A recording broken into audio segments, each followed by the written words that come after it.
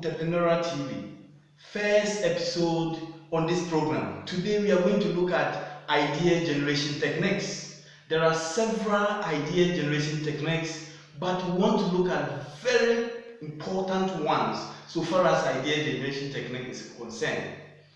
First, we want to look at synetics.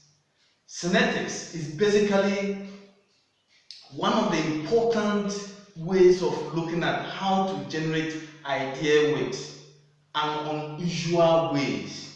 First, we want to look at 4 areas in which these techniques can be identified. We want to look at personal, direct, or fantasy. For instance, if I ask you what are the problems Ghanaians are facing, there are several ways that you can express these problems. But if I ask you, for example, if I ask you what causes unemployment in Ghana or any part of the world, you are likely to highlight maybe lack of technical education, lack of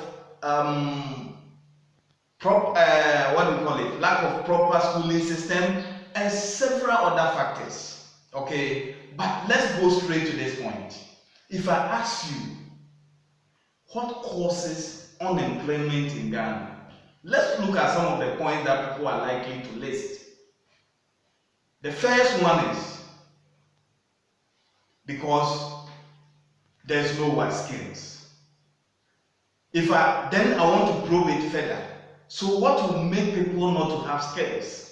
People will say, okay, people from low income background, they don't have money to go to school.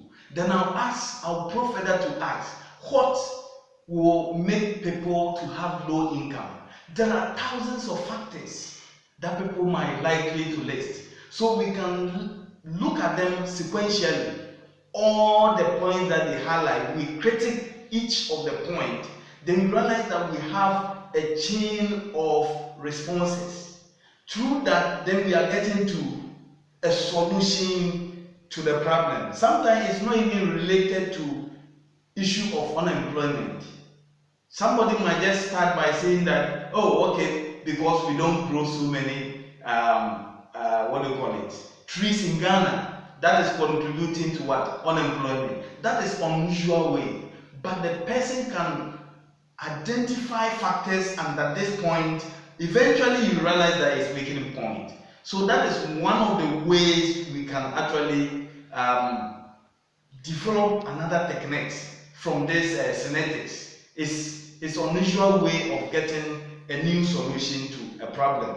Then the second one is we can also look at free association.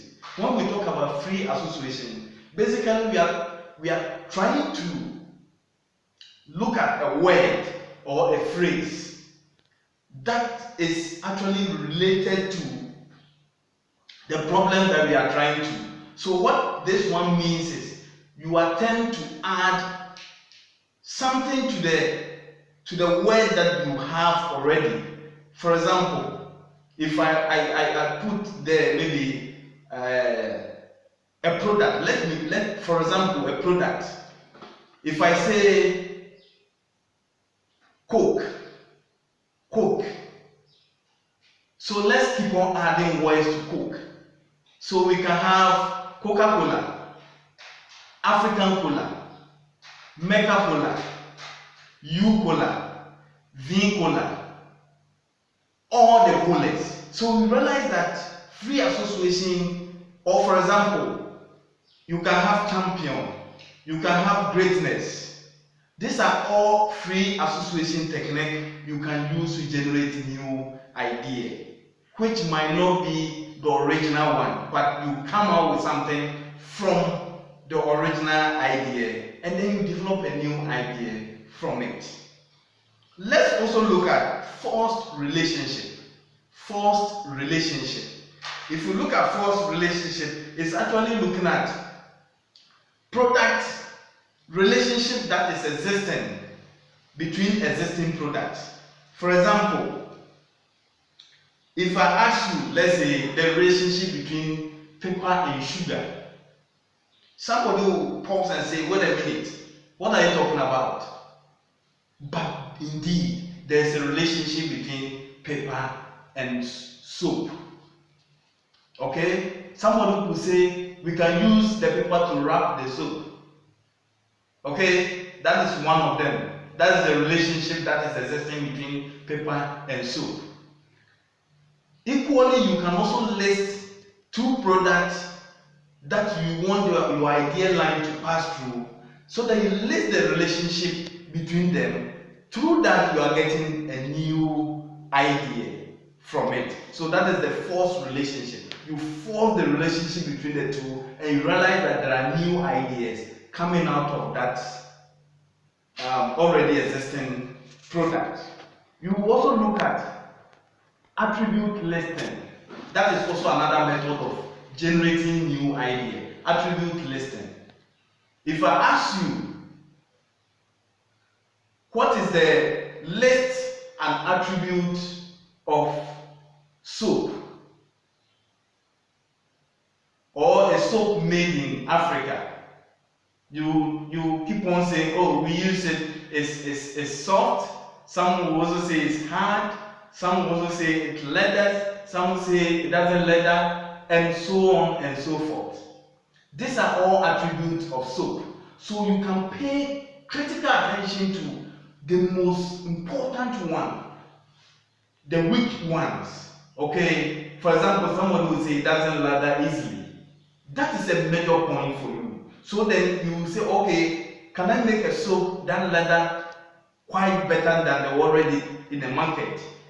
Once you can answer to that, it becomes a new idea for you. So that is the attribute listing. You try to list the attribute of the product already on the market, and you try to look at the ones that are weaker.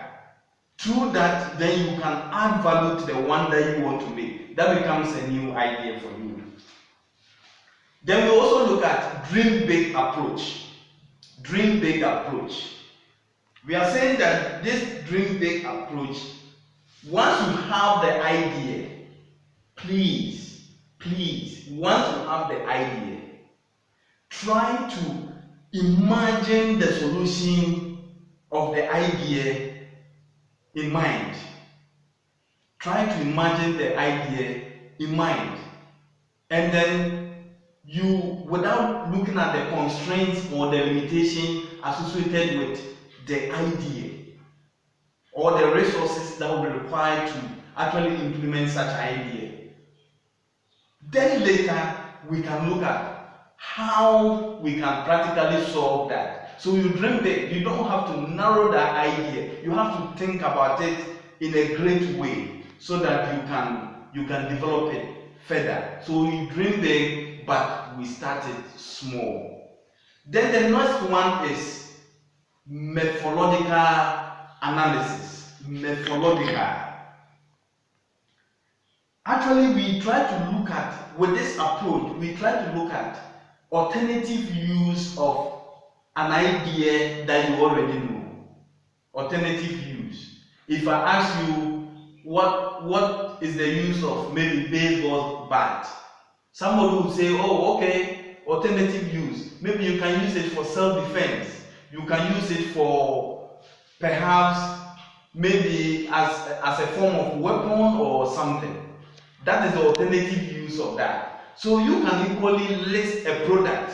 Then you ask yourself, this product, what can we use it for? And then you list them down, and then you realize that actually the product could have other alternative uses. With that, you are also generating new ideas from it. There are several techniques. Brainstorming of the idea can also be another method of generating new ideas. You need to brainstorm it. However, with a group of people. But however, don't criticize. We don't criticize. Once somebody brings a point, don't criticize the person. Make sure the point is listed down and analyzed, so that you realize that if you have, let's say, 7 to 10 people and they are coming with a solution to a problem, and you don't criticize them, you realize that at the end of the day, you are getting closer to a solution.